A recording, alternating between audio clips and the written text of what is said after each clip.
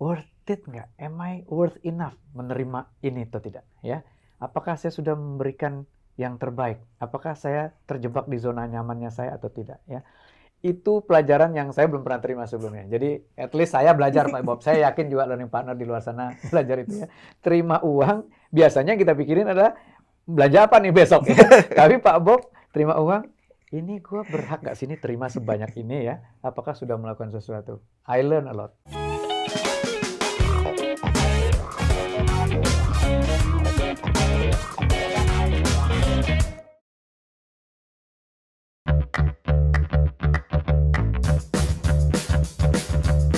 Learning Partners. Seperti yang pernah kita bahas dalam episode sebelumnya bahwa dunia bisnis saat ini sedang rentan sekali terkena disrupsi. Disrupsi pertama terjadi karena revolusi industri, teknologi membuat segala sesuatunya bisa dilakukan lebih cepat, lebih mudah, lebih murah, dan lebih fleksibel. Kemudian gelombang kedua disrupsi dipicu oleh millennials, di mana generasi millennials ini adalah digital native. Mereka mulai masuk ke tempat-tempat yang sangat menentukan perkembangan bisnis dari sebuah organisasi. Dan kemudian COVID-19 sudah mengamplifikasi disrupsi ini menjadi paket yang sangat combo. Hal-hal yang kita perkirakan terjadi 5 tahun, 10 tahun ke depan ternyata lebih cepat daripada yang kita perkirakan. Perbankan adalah salah satu industri yang juga sangat rentan terkena disrupsi. Bahkan dikatakan perbankan termasuk di lingkar dalam dari epicentrum disrupsi itu sendiri. Mungkin sudah lebih dari 90% transaksi perbankan pindah dari conventional transaction menuju digital transaction. Karena itu, kita akan coba mempelajari sesuatu terkait dengan disrupsi di industri perbankan pada kesempatan kali ini, dan bagaimana kiat-kiat perusahaan menghadapinya, apa langkah-langkah yang dipersiapkan, jurus-jurus jitunya seperti apa. Beruntung sekali, kali ini kita kedatangan Learning Partners, sahabat saya, Pak Bob Tiasika Ananta, Direktur yang membidangi Human Capital dan Compliance di sebuah bank BUMN terbesar, BNI. Pak Bob, terima kasih sudah meluangkan waktu hadir ke Weekend Learning Project kali ini, Pak Bob. Terima kasih Pak Alex atas undangannya. Terima kasih. Ini namanya weekend pasti ganggu jadwal golf nih. Tetap bisa diatur. Tetap bisa diatur. Kondisi ya? pun gitu bisa kita atur ya. Terima kasih Pak Bob. Ya. Pak Bob, BNI kan ya bank pertama yang lahir setelah Republik Indonesia Merdeka 45, namanya BNI 46 ya. Ya. Jadi ini bank pertama yang lahir sejak kita merdeka, setelah kita merdeka. Perjalanannya sudah panjang sekali, dihantam krisis berkali-kali, sempat beberapa bank pemerintah waktu itu goyah, kemudian merger, kemudian lahirlah sebuah bank mandiri. Tetapi BNI masih bertahan nih, Pak Bob. Pasti ada lesson learn yang bisa kita pelajari dari resilience yang dimiliki oleh BNI, tetapi tentu kita tidak boleh berpuas diri. Perjalanannya juga masih panjang, tantangannya pasti akan semakin berat ke depan. Bagaimana sih Pak Bob melihat industri perbankan di Indonesia sebelum kita masuk ke BNI-nya nih Pak Bob? Oke, terima kasih Pak Alex.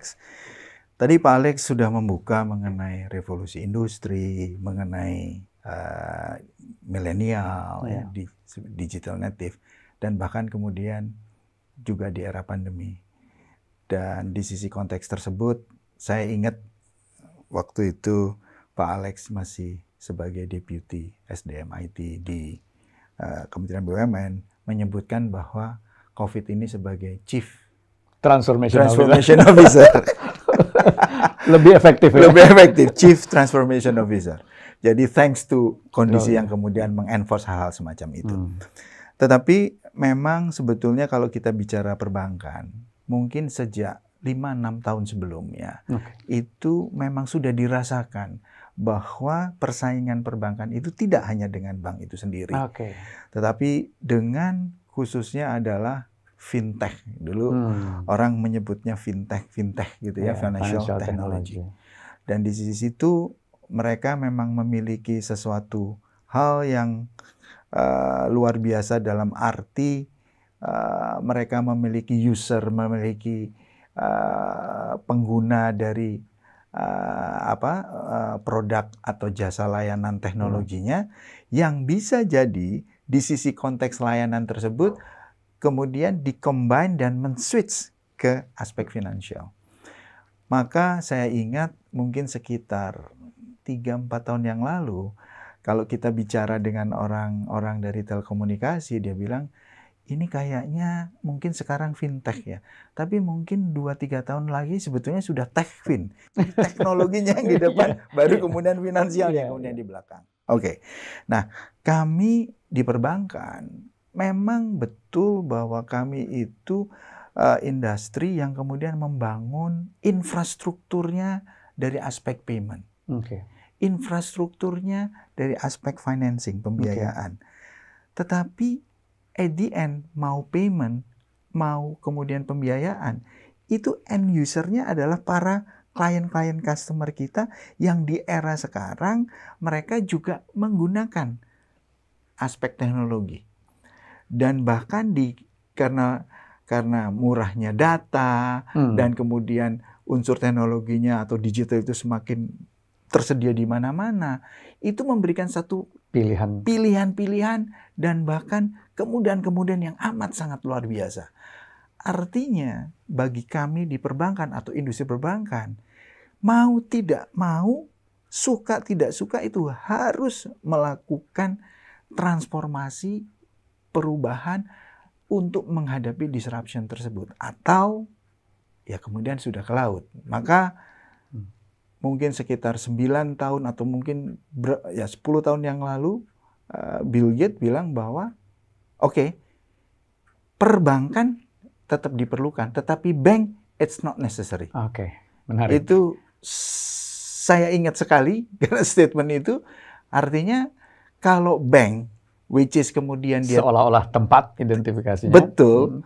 Tidak kemudian mereka melakukan satu perubahan-perubahan atas terjadi disruption tersebut, ya lu nggak bakalan diperluin lagi. Yang diperluin itu bankingnya, bukan banknya.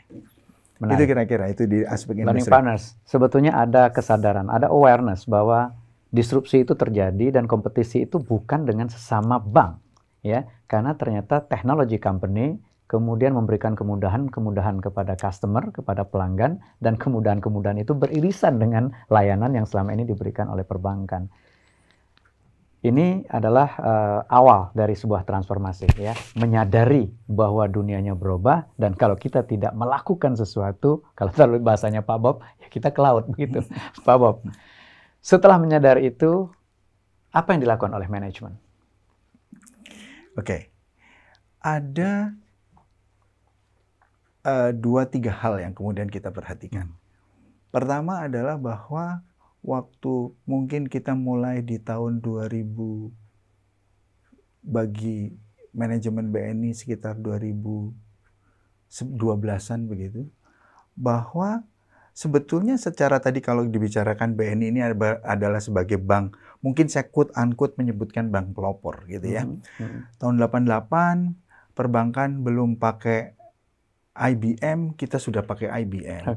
Kemudian di 89-90 kita sudah menggunakan satelit untuk kemudian telekomunikasi. Nah, tadi saya menyebutkan bahwa di dari proses itu sampai kemudian 2010-2012 itu kita sudah melakukan beberapa konteks otomasi. Tetapi di 2012 itu mulai kemudian disadari bahwa otomasi it's different dengan digitalisasi. Jadi di situ coba kemudian mulai disadari untuk dipetakan mana yang kemudian kita sudah mengatakan kita sudah teknologi friendly atau otomasi, tetapi sebetulnya ini tidak cukup untuk kemudian kita bersaing dengan tadi fintech kemudian ke depan. Maka itu pertama adalah di aspek kemudian mapping. Kemudian yang berikutnya kita itu memang mulai memberikan perhatian kepada para generasi yang muda-muda. Secara postur kepegawaian kita mungkin 60% itu adalah generasi milenial saat ini. Sekarang ini 62%. 62% itu milenial. Nah, tentunya kita melihat bahwa mereka ini yang menjadi future, baik itu customer kita maupun juga sebagai aspek produksi di kita. Maka kita coba berusaha untuk memberi ruang kepada mereka untuk kemudian lebih berperan. Itu yang kemudian kita harapkan. Selain itu yang ada di internal kita sendiri. Tetapi di luar itu, kita juga waktu itu ada McKinsey, sekarang kemudian BCG, ini kita bicara BNI gitu. Dan saya ingat waktu itu saya masih sebagai GM di Strategic Planning, McKinsey sudah memberikan saran bahwa kalau untuk top 5 bank di satu negara, maka digitalisasi itu bukan dilakukan dengan mentransform semua perbankan yang ada di bank itu menjadi digital. Karena customer base-nya itu kemudian sudah banyak, tetapi harus melakukan kolaborasi juga. Ya, di poin itu yang kemudian kita elaborate dengan melakukan kolaborasi dan sinergi dengan para fintech dan juga kemudian beberapa industri teknologi yang kemudian dia akan bergeser ke layanan finansial. Jadi kita mapping internal. Betul. Karena internal maupun eksternal generasinya ternyata 62% milenial, kita beri ruang agar mereka bisa menyiapkan layanan-layanan yang memang sesuai dengan generasinya mereka. Betul. Dan ya nggak usah diberantemin juga fintech ini, dikolaborasikan gitu ya. Betul. Itu strategi yang menurut saya make sense ya. Nggak mungkin kita berhadap-hadapan tetapi berkolaborasi. Lalu apa rencana-rencana ke depan yang sedang disiapkan oleh BNI, Pak Bob? Pertama memang mungkin di aspek mentransform di sisi konteks digital mindset dari seluruh insan BNI ini selalu menjadi challenge. Mindsetting ya. Mindsetting. Jadi digital mindsetting ini luar biasa. Dan challenge-nya kebetulan saya di Human Capital yang bertanggung jawab di aspek terkait people, itu di semua level. Artinya tidak hanya kemudian kepada unsur para BNI high movers yang kemudian baru bergabung itu, yang kemudian harus kita sisipi atau kita bekali dari awal, tetapi yang menjadi challenge lebih cukup besar itu adalah justru kepada para senior leader-nya. Menarik. Karena mereka pun mempunyai luggage dari experience mereka untuk sampai menduduki posisi itu dengan berbagai macam sukses story-nya, milestone yang pernah dicapai, which is yang terkadang mungkin 60%-nya sudah tidak relevan lagi dengan future model bisnis, operating modelnya itu juga kemudian sudah nggak sesuai. Tetapi itu hal yang nggak mudah untuk melakukan, kalau saya istilahkan, meng-unlearn dan relearn. Jadi menanggalkan sesuatu yang kemudian sudah menancap bertahun-tahun di benak beliau-beliau dan mulai belajar lagi.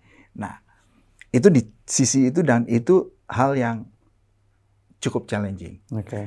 Kemudian di sisi lain, kemudian yang di para yang muda-muda ini, pada saat mereka dengan satu spirit sebagai generasi milenial yang memang selalu dengan pemikiran baru dan kebiasaan baru menurut versi kami yang orang lama, tapi itu adalah udah common, itu juga menjadi satu challenge bagaimana membuat mereka itu untuk bisa stand out, menyampaikan aspek pemikirannya. Tentunya yang tentunya akan di-challenge. Makanya saya kemudian sedikit memberikan pelajaran atau message kepada rekan-rekan para generasi penerus di BNI ini adalah bahwa saya pengen profile BNI, orang-orang BNI ini adalah dia high profile tapi humble. Nah, kemudian saya sedikit terjemahkan apa sih kalau kemudian dimaksud dengan high profile. Pada saat kalian kemudian bicara di area pekerjaan kalian harus punya broader mind. Apakah itu kemudian bagaimana dengan industri perbankannya, persaingan dengan peers. Habis itu keluar, di luar perbankan, Ada nggak kompetitornya? Habis itu skala nasional seperti apa? Skala globalnya seperti apa? Disruption-nya dengan industri itu seperti apa? Itu harus menjadi satu DNA di kita. Dan kemudian juga untuk para middle manajemennya, saya pengen kalian juga kerasa waktu menyampaikannya itu kalian hands on. Tetapi yang harus juga kalian belajar, dan saya yakin bahwa sekarang generasi mudanya itu oke lah, mungkin yang penting artinya gini, saya maksud humble itu ini juga another challenge buat generasi milenial. Saya menyampaikan bahwa kalian harus bisa menyampaikan dengan pembukaan yang tepat, timing yang tepat, tetapi harus selalu melatih menjual diri. Menjual diri itu berbeda dengan menjilat. Menjual diri itu kalian punya sesuatu yang dijual dan kalian harus mengeksersis bagaimana kemudian bisa menjual. Salah satu kemudian yang paling mudah untuk bisa melatih itu adalah setiap kalian kalau mau menyampaikan pendapat itu mungkin mohon maaf, kemudian kami bisa berpendapat seperti itu, tetapi di dalamnya dalam inner beauty kita tanam bahwa kalian bisa menempatkan diri secara tepat. Kalian di posisinya sebagai apa, berhadapan dengan siapa, sehingga pemilihan kalimat, pemilihan katanya itu juga kemudian masuk.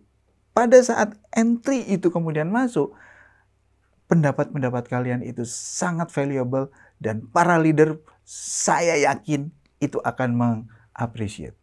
Nah, tinggal itu yang kemudian harus dilatih. Pak Bob, ini menarik. Learning partner, saya berhenti. Ini banyak insight yang disampaikan oleh Pak Bob ya. Pertama, yang paling penting ke depan adalah mind setting. Nah, mind setting ini ternyata challenge-nya bukan hanya di generasi yang baru direkrut, tetapi justru yang lebih challenging menurut Pak Bob adalah di generasi senior-senior yang sudah merasa suksesnya saat ini terjadi karena cara-cara, pengetahuan, skills yang mereka miliki sebelumnya. Tadi Pak Bob menyatakan jangan-jangan 60%-nya udah nggak sesuai dengan apa yang menjadi tuntutan zaman sekarang. Karena itu ada istilah tadi disampaikan unlearn. Sulit sekali melakukan unlearn kemudian relearn. Nah, ini adalah diskusi yang menarik para learning partners. Kita cenderung memiliki confidence terhadap skills, knowledge yang kita miliki. Tetapi pada waktu paradigmanya berubah, paradigmanya bergeser, kita kadang-kadang sulit men-challenge apakah skills dan knowledge yang kita miliki ini masih relevan atau tidak. Jadi Pak Bob tadi menyampaikan bahwa salah satu challenge-nya adalah bagaimana nih para senior melakukan unlearn dan kemudian relearn agar tetap relevan dengan zamannya. Tetapi yang menarik juga disampaikan Pak Bob adalah millennials.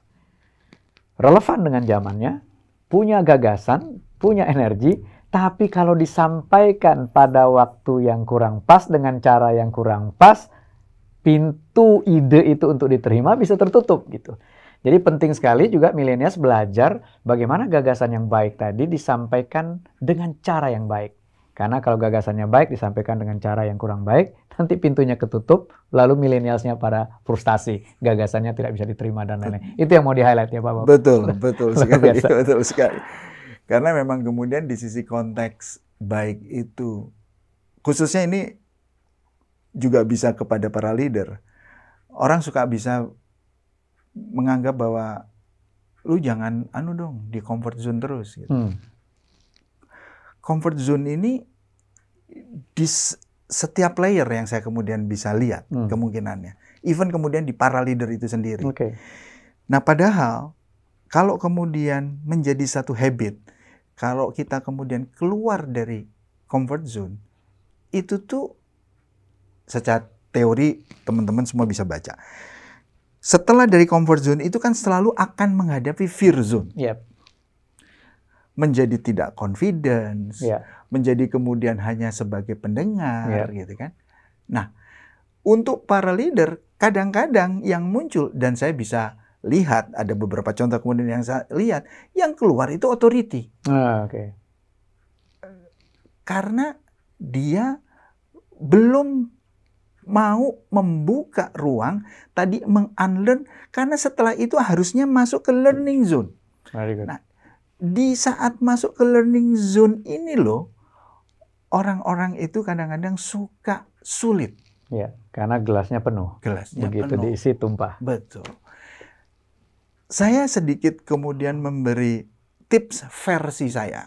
Mungkin ini nggak semuanya relevan, tapi kalau bisa berguna ya mudah-mudahan ini bisa diambil. Bahwa mungkin saya setiap tanggal 25 setelah menerima gaji gitu ya, income, itu pasti setengah malam itu merenung. Am I contribute enough? Bahwa kemudian dengan apa yang saya terima ini apakah worth it dengan apa yang kemudian saya contribute? Paling tidak kontemplasi ya, Pak. Kontemplasi. Paling tidak itu titik poin untuk kita itu mendisrupt diri kita sendiri agar kemudian tidak puas dengan tidak puas dan tidak selalu terlalu berlama-lama di area comfort zone. Nah, dan kita juga sadari setelah learning zone nanti kan growth zone. Nah, di situ sebetulnya aim kita adalah bagaimana kita setiap saat itu kemudian harus berkontribusi, tapi tentunya dengan proses learning. Karena banyak penugasan baru, banyak challenge baru, banyak hal-hal yang kemudian baru. Dalam perjalanan karir saya, dan bahkan mungkin kalau Pak Alex melihat putaran saya sebagai direktur di BNI aja, saya itu selalu dapat tugas di sektor area yang kemudian relatively saya itu harus belajar lagi. Nanti kita masuk situ ya. Iya, itu saya sebelum lupa saya mau highlight yang tadi dulu. Ini Pak Bob bilang ini nggak tahu ada yang bisa dipelajari atau tidak. Tetapi saya learning partner, saya pribadi, saya belajar sesuatu yang belum pernah saya dengar sebelumnya nih. Ya, setiap tanggal 25 terima gaji, malamnya Pak Bob berpikir worth it nggak? Am I worth enough menerima ini atau tidak? Ya. Apakah saya sudah memberikan yang terbaik? Apakah saya terjebak di zona nyamannya saya atau tidak? Ya, itu pelajaran yang saya belum pernah terima sebelumnya. Jadi, at least saya belajar, Pak Bob. Saya yakin juga learning partner di luar sana belajar itu ya. Terima uang, biasanya kita pikirin adalah belajar apa nih besok ya. Tapi Pak Bob, terima uang, ini gue berhak nggak sini terima sebanyak ini ya? Apakah sudah melakukan sesuatu? I learn a lot. Itu to be frank, Pak Bob. Nah, sekarang masuk ke tadi. Pak Bob bilang, saya sering dapat tugas di mana saya harus belajar lagi. Sebenarnya tadi mau kulik itu saya. Ya, Pak Bob tadi bilang, saya sekarang pegang HR. Ya maaf nih, saya nih orang HR berpuluh tahun, saya nggak kenal seorang Bob itu orang HR gitu. Ya, ini gimana tuh ceritanya? Pertama kali disuruh pegang HR, apa yang ada di kepala Pak Bob, kemudian how do you handle? Oke. Mungkin sebelum sampai ke HR, saya agak sedikit mundur sedikit. Saya mendapatkan diputus di RUPS 2015, itu menjadi direktur, dan pada saat itu belum ada nomenklatur. Jadi kemudian direktur diserahkan kepada board untuk kemudian penugasannya. Penugasannya kemana? Penugasannya udah bagi dalam satu rapat direksi pertama, dan kemudian kira-kira ada satu area yang ini kayaknya nggak punya background, ini nggak punya background, ini nggak punya background. Akhirnya direktur operation sama IT itu diserahkannya ke saya. Barang baru. Barang baru. Saya ya sebagai profesional, saya bukan disclaimer, tapi saya menyebutkan Pak Dirut, Pak Wadiu, dan Bapak-Bapak direksi, saya nggak punya background IT. Pak Bob international banking ya backgroundnya? Backgroundnya saya lebih banyak di international banking. Tapi pada saat pertama jadi direktur, kemudian ditaruhnya di operation sama IT. Ini bukan disclaimer, saya sampai menyampaikan itu, tapi Pak Dirut pada saat itu menyatakan bahwa Pak Bob, bapak-bapak di sini nggak ada yang punya background IT. Sama-sama nggak punya. Sama-sama nggak punya background IT. Kita kemudian sebagai teamwork, nanti kita support. Siapa?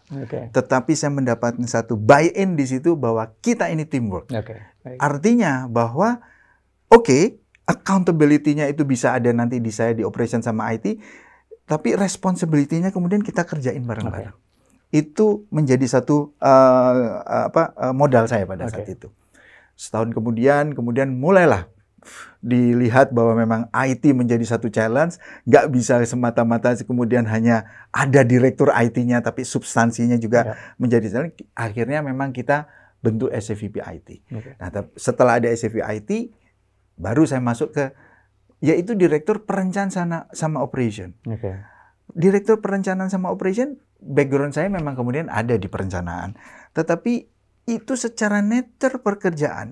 Dua pekerjaan berbeda. 180 derajat. Family-nya berbeda. Operation itu adalah sifatnya rutin, kemudian yang penting disiplin. Perencanaan suruh ngimpi. Suruh ngimpi. Jadi kapan saya ngimpi, kapan saya kemudian harus... Ini menarik. Itu.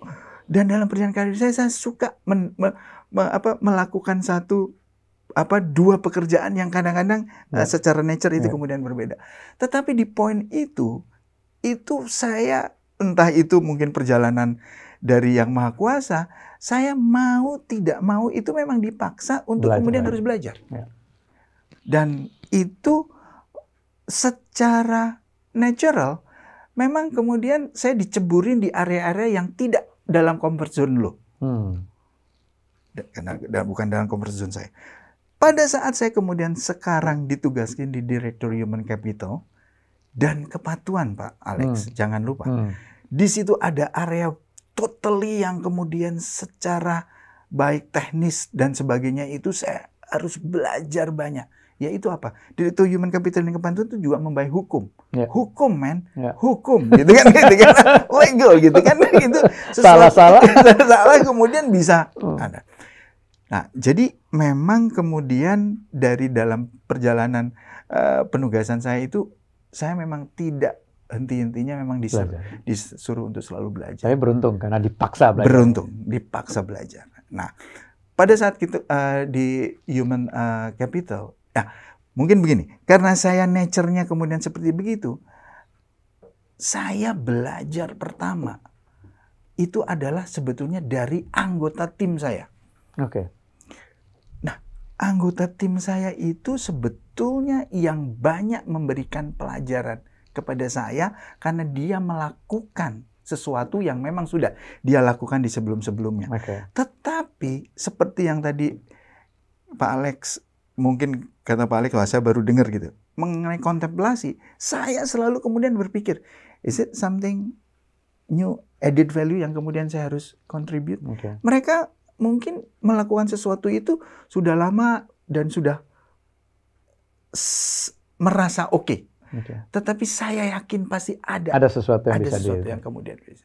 Jadi itu hal-hal yang mungkin pada saat saya melihat menangani human capital, saya belajar dari yang ada di situ dan kemudian saya belajar dari yang sebelumnya juga, gitu kan.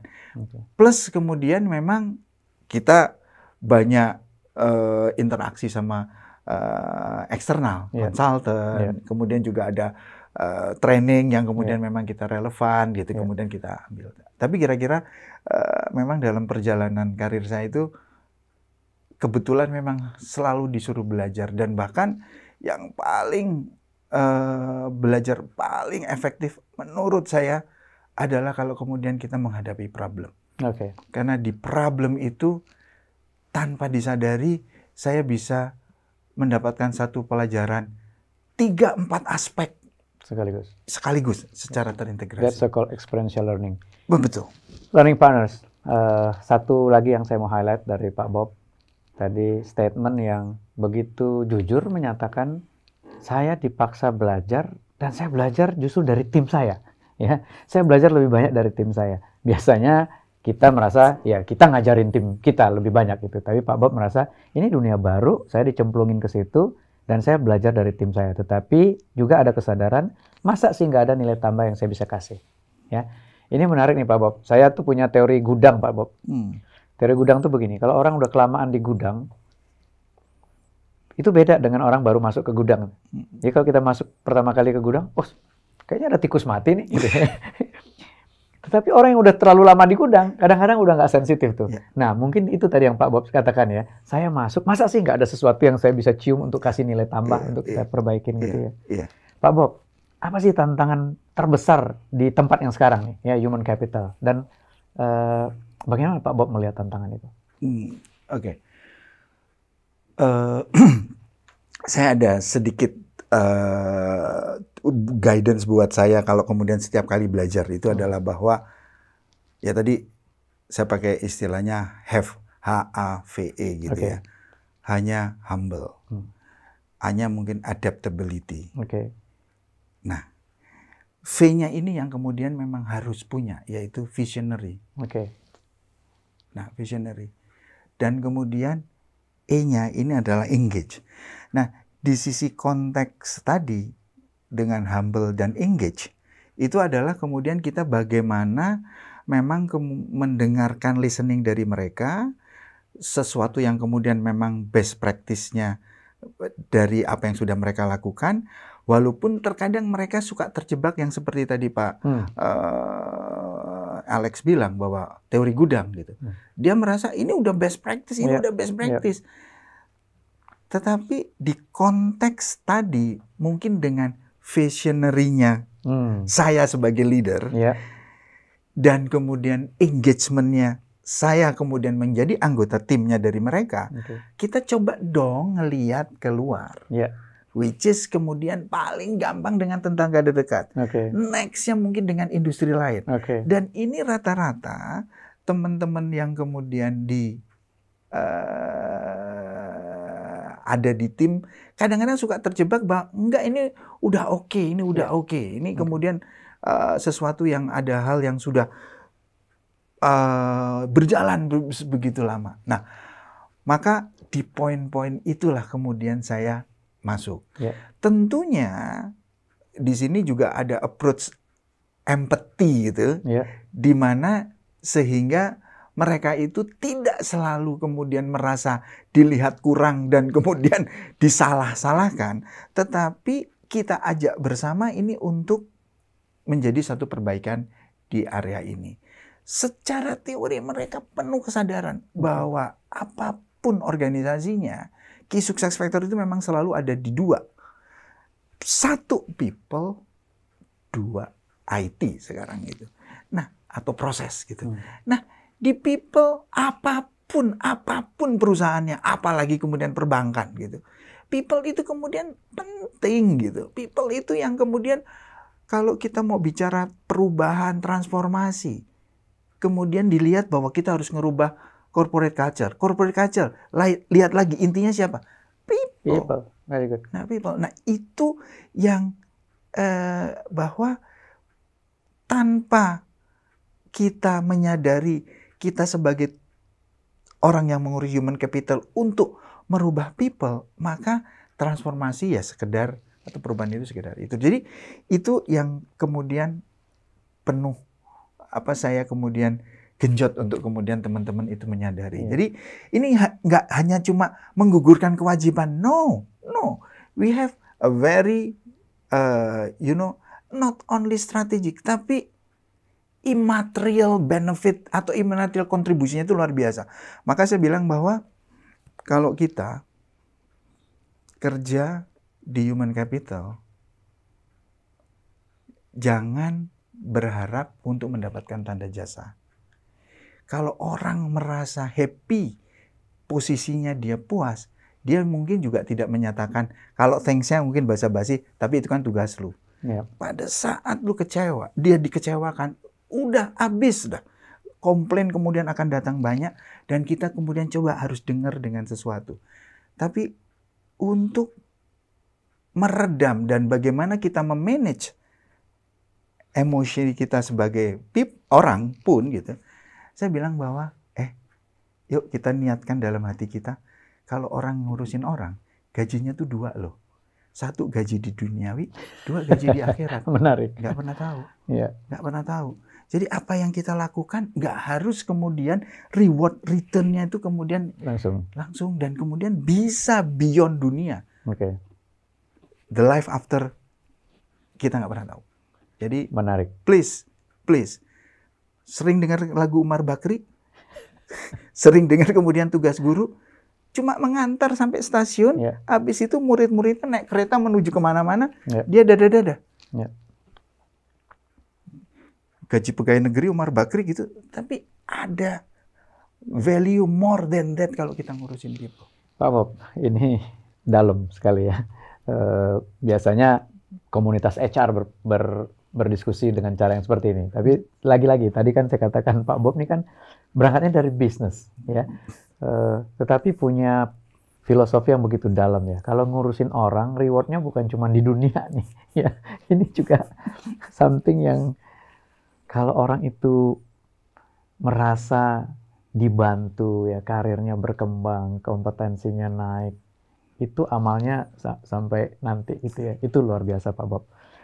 Dan Pak Bob datang tadi lagi-lagi unlearn kan, ya poinnya ya. Kawan-kawan yang udah terbiasa di situ ya, dia merasa ini udah bagus, apa yang kita buat ini sudah bagus. Tapi coba deh lihat tetangga, ya lihat industri lain ya, ada nggak sesuatu yang bisa kita lakukan?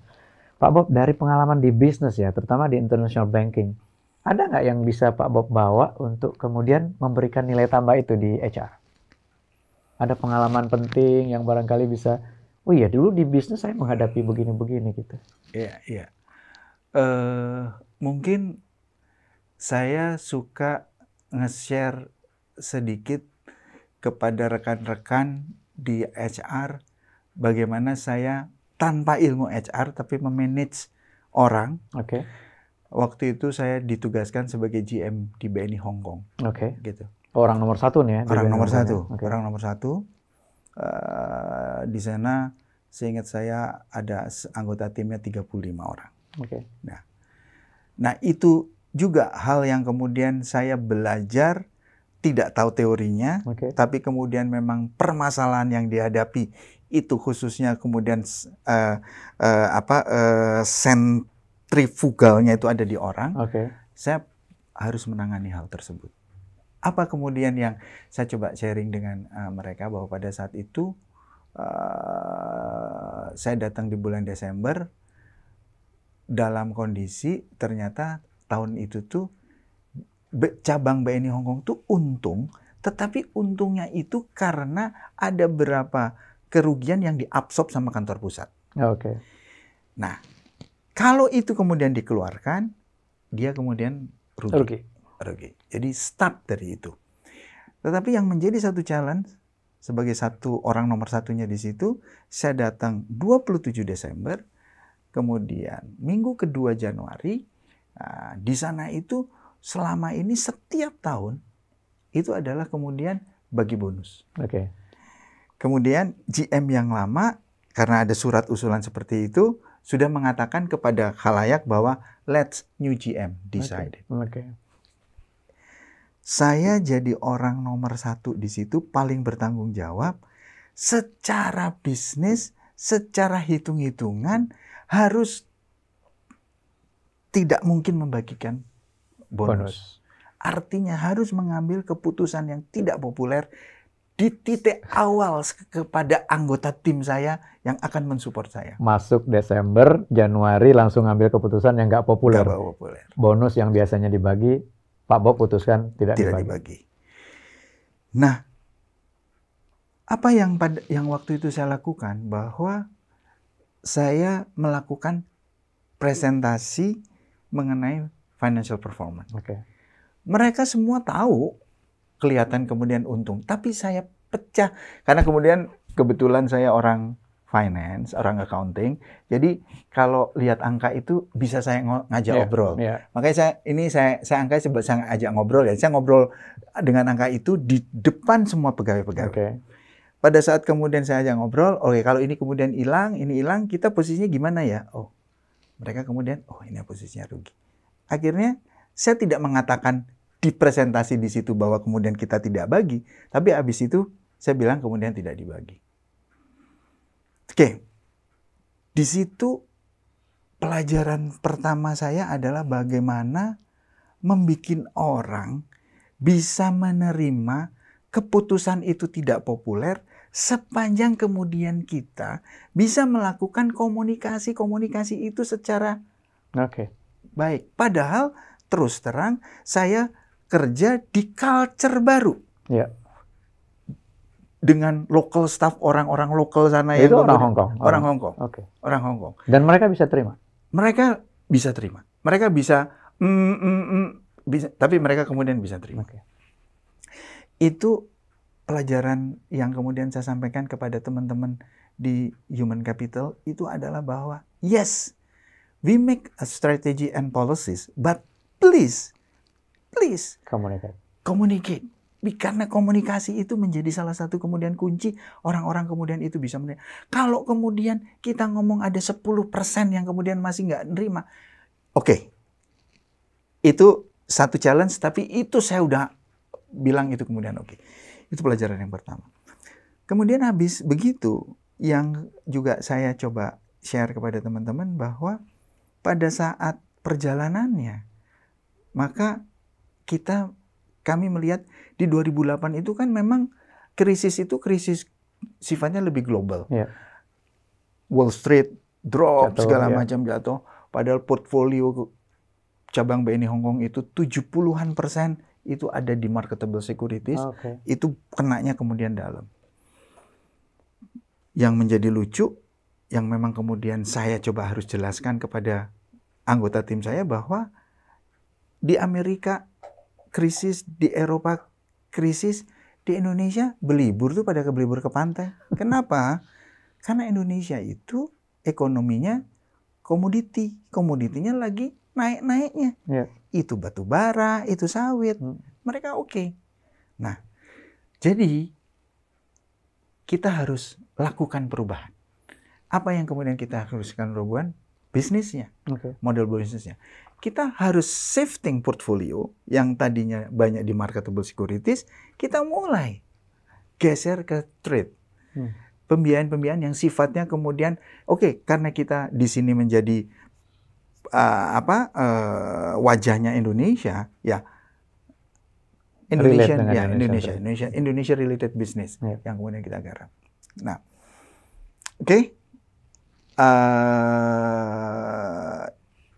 itu kemudian yang saya sampaikan ke umum. Nah, secara umum kepada rekan-rekan itu, terus kemudian saya coba mulai kita punya tim marketing saya, yuk kita jalan, ketemu ini.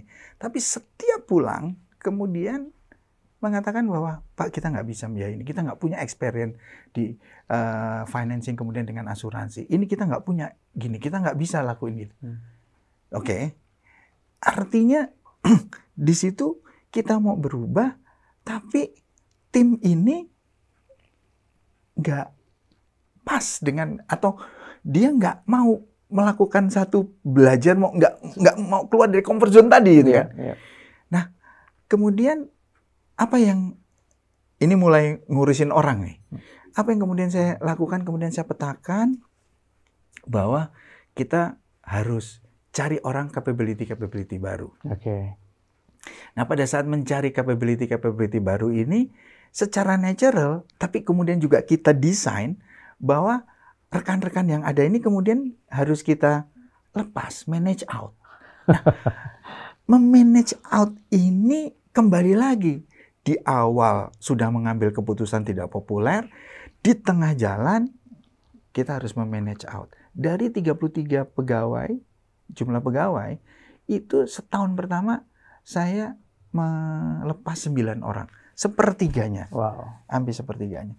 Tetapi pada saat kami melakukan itu pun juga ternyata mengurus orang ini di negara sana, itu juga kita harus pelajari aspek undang-undang ketenagakerjaannya. Dan itu secara tadi saya cerita bahwa saya belajar manage orang dari problem gitu, atau manage belajar sesuatu selalu dari problem.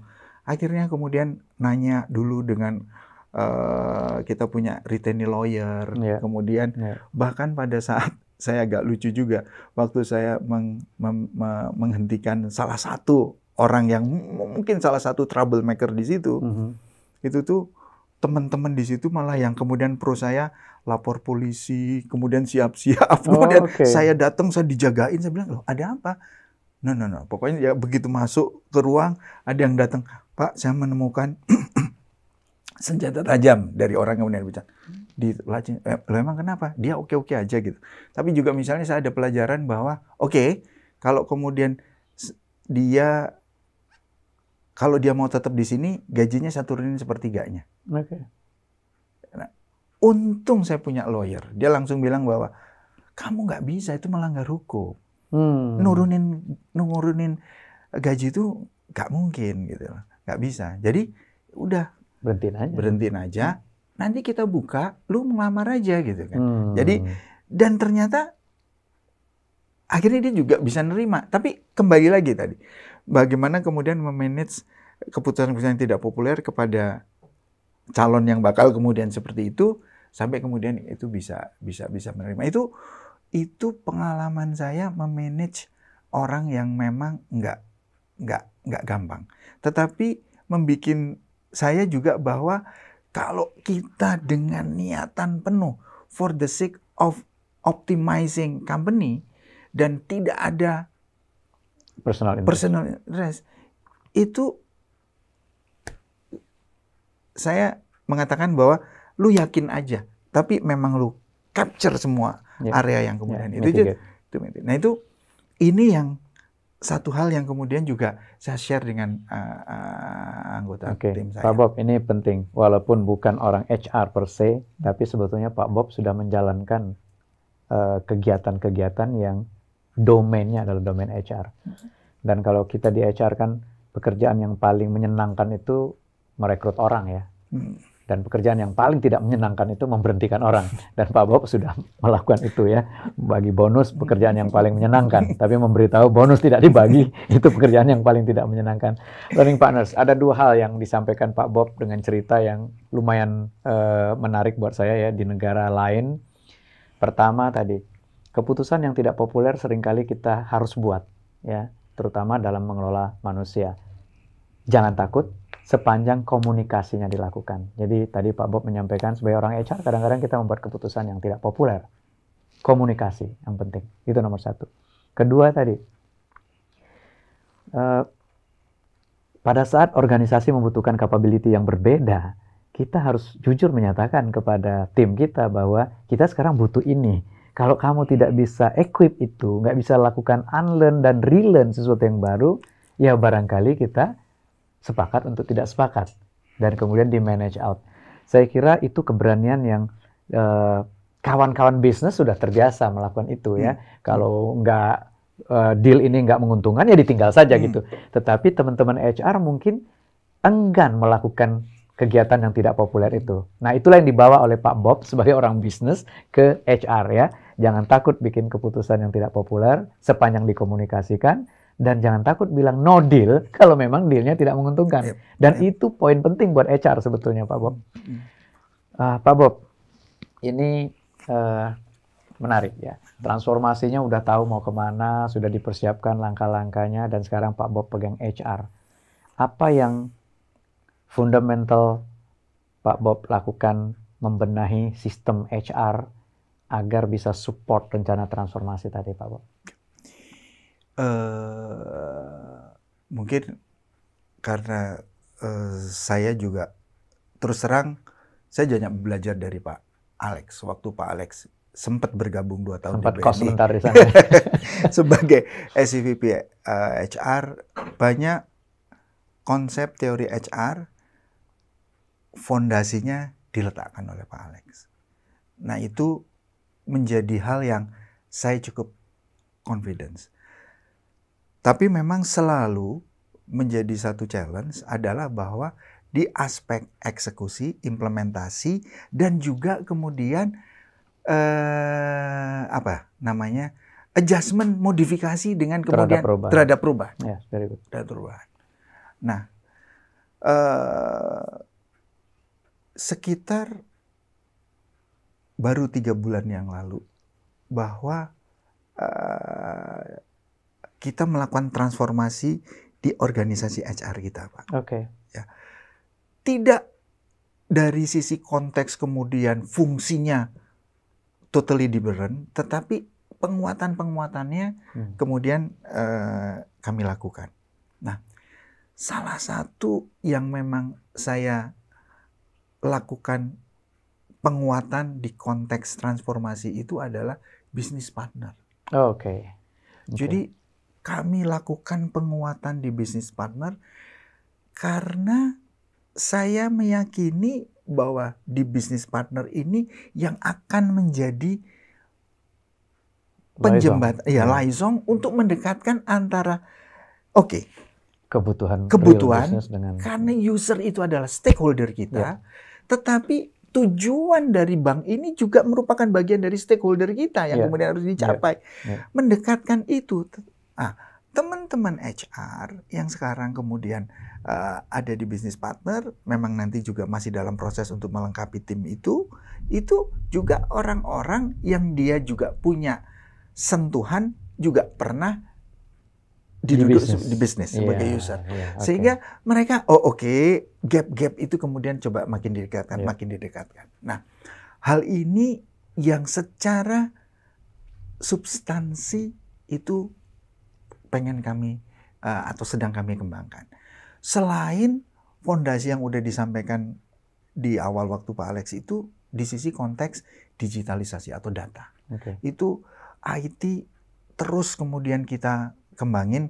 Jadi sekarang itu HC itu ada HCT yaitu strateginya dan HCE yaitu servicesnya. Nah, di service-nya, operation service-nya ini aspek teknologinya itu diperkuat. Nah, in between ini yang kemudian business partner sebagai liaison untuk memberikan insight kepada strategi dan memberikan insight juga kepada operation. Tapi sekaligus di business partner ini juga memberikan insight karena organisasi seperti BNI yang mungkin cukup besar di mana talent yang kemudian ada di mana-mana, itu kami merasa memang ada beberapa titik-titik blind spot yang talentnya tuh belum kemudian semuanya ketangkep. Karena teknologinya masih belum tersentuh. Dan di bisnis partner ini yang juga saya mintakan dan melakukan fondasi perubahannya bahwa para leader itu punya responsible terhadap people-nya. Nggak mungkin untuk semua talent itu tanggung jawab HC. Nggak mungkin. They own the people. They own their people. Nah, betul. Accountability-nya ada di HC dan HC akan memberikan guidance. Saya kemudian juga harus turun kepada mereka untuk melakukan sharing, kemudian listening juga dengan mereka. Nah, ini hal yang coba kami lakukan sebagai bagian dari HC Blueprint atau transformasi yang kemudian berlangsung. Business Wallet, BLW, BNI Learning Wallet, itu betapa saya kemudian suka menjualnya atau mengkomunikasinya bahwa kemerdekaan belajar itu oleh Mas Menteri BNI udah duluan gitu kan. Karena di poin itu BNI memberikan kepada para BNI high movers-nya ini kemerdekaan belajar dengan dikasih wallet untuk pelatihan-pelatihannya. Nah, tinggal di tweak. Nah, ini yang kemudian saya minta. Kan leader, lu tuh kan juga kemudian punya accountable dan tanggung jawab terhadap your own people. Berikan kebebasan, tapi make sure dan kalian bisa memberikan satu direction arahan dalam arti bahwa unit kita ini perlu bangun capability ini nih loh, angka-angka KPI target kita itu yang harus diperkuat di sini. Kami mengharapkan bahwa anggota tim itu ya belajar yang bisa mendukung itu. 60%, 70% of your wallet, kalau bisa terserah lu belajarnya mau apa yang bisa mendukung itu. 30%, itu freedom yang kemudian totally your own gitu kan. Tapi 60-70% yang related ke ini ya gitu kan. Apa pilihannya? Nggak Kita nggak usah ngatur, nggak biar bisa kalian ngatur, yang nggak bisa ngatur. Dan syukur-syukur kemudian para BNI High Moversnya itu ngomong, Pak, saya setelah ikut pelatihan ini loh Pak, ini hasilnya begitu. Nah, dia juga bisa kemudian men-show apa yang kemudian dia lakukan learning tadi, bagaimana itu meningkatkan kontribusi dia terhadap si unit itu. Dan di situ Anda bisa kasih apresiasi mungkin di poin-poin tertentu masuk ke penilaian yang bersangkutan gitu. Nah, itu dua hal yang Pak Bob siapkan ya. Baik, saya highlight dua hal. Mungkin learning partner di luar sana agak confused tentang learning wallet itu apa ya. Jadi tadi Pak Bob mengatakan yang diperkuat sekarang adalah business partnernya. Business partner betul-betul diharapkan punya background business sehingga dia bisa menjadi liaison ya untuk memberi feedback kepada HR, policy, strategy makers agar strategi dan polisi yang dibuat itu betul-betul bisa support bisnis termasuk ke teknologinya. Dan yang kedua tadi learning wallet. Learning wallet adalah konsep yang diterapkan di BNI mungkin pertama di Indonesia, mungkin pertama di dunia di mana seluruh karyawan itu diberikan anggaran oleh manajemen untuk belajar. Namanya BNI Learning Wallet, BLW. Learning Wallet ini bisa digunakan sebetulnya secara prinsip untuk belajar apa saja, kapan saja, di mana saja, tanpa approval. Tadi Pak Bob menyatakan adalah kewajiban leader untuk memberi arahan, guidance bahwa unit kita ini fokusnya adalah ini, capability yang perlu kita bangun ini, karena itu Mbok ya 60-70% learning wallet Anda digunakan untuk memperkuat pembangunan capability ini. Sisanya terserah Anda merdeka untuk belajar. Jadi itu yang mau disampaikan oleh Pak Bob. Betul. Dan itu yang dianggap akan menjadikan fondasi percepatan transformasi. Pak Bob, ini banyak sekali, saya paling tidak belajar banyak sekali. Kalau ada 3 hal yang Pak Bob ingin summary-kan kepada teman-teman di luar sana ya. Learning partner di luar sana adalah para professional workers ya. Mereka mungkin punya company yang fokus dan punya komitmen untuk mengembangkan kapabilitas mereka, tapi bisa juga enggak, ya. Bisa juga company-nya kok enggak kelihatan komitmennya. Tetapi sebagai profesional kan tidak harus berhenti, tidak harus menyerah, ya. Nah, kira-kira ada pesan, ada tips apa yang Pak Bob ingin sampaikan ke teman-teman di luar sana untuk memastikan bahwa sebagai profesional mereka tetap harus grow, sebagai pengelola HR mereka harus memberikan kesempatan kepada orang untuk grow. Barangkali 2 atau 3 tips pesan dari Pak Bob untuk para learning partners di luar sana. Mungkin pesan yang pertama adalah tadi sudah beberapa kali saya sampaikan dan di-highlight oleh Pak Alex, itu bahwa anybody dari kita itu memang harus unlearn dan relearn di situasi ini. Dan melakukan unlearn itu nggak mudah. Melakukan unlearn itu nggak mudah. Tetapi banyak contoh bahwa dalam perjalanan saya itu bahwa ternyata dengan unlearn itu tuh kita itu memang kemudian lebih akan kaya gitu. Karena yang sebelumnya sudah kita miliki itu sebetulnya nggak hilang, tetapi untuk menghadapi ke depan itu ada hal-hal yang kemudian kita tanggalkan, unlearn. Pada saat kita merelearn, even sometime kita bisa sedikit memperkaya. Itu yang menjadi hal dan paling penting ya, unlearn dan relearn. Unlearn dan relearn. Yang pertama. Kemudian yang kedua, ini sebetulnya pesan ini buat saya ya, tapi teman-teman HR di tempat lain mungkin akan menghadapi hal yang sama, bahwa kalau saya beberapa kali bicara dengan konsultan, kemudian kita ngomong mengenai productivity, itu mereka rata-rata berangkatnya adalah dari earning per employee atau PPOP per employee, which is itu betul gitu. Tetapi kalau kita sedikit turun ke tataran bawahnya, waktu kita sekarang di era disruption, yang kemudian menjadi PR teman-teman di HR itu di konteks workforce planning itu adalah melakukan job reinvention. Oke. Job reinvention ini masih menghantui di kepala saya. Karena pada saat kalau kemudian menentukan workforce planning berapa kebutuhan orang, rata-rata masih terjebak dengan pola bisnis model, operating model yang lama. Yeah. Padahal sudah nggak mungkin. Orang suka ngomong bahwa 60% pekerjaan yang dulu itu nggak ada di perbankan ke depannya. Maka dari sekarang kita harus melakukan job reinvention. Create job baru ya. Betul. Yang kemudian sedang kami lakukan, makanya saya share ini karena ini juga PR bagi saya, bahwa kita coba membedah pekerjaan itu menjadi mana yang repetitif, rutin, mana yang kognitif, mana yang sifatnya memang harus pakai relationship base.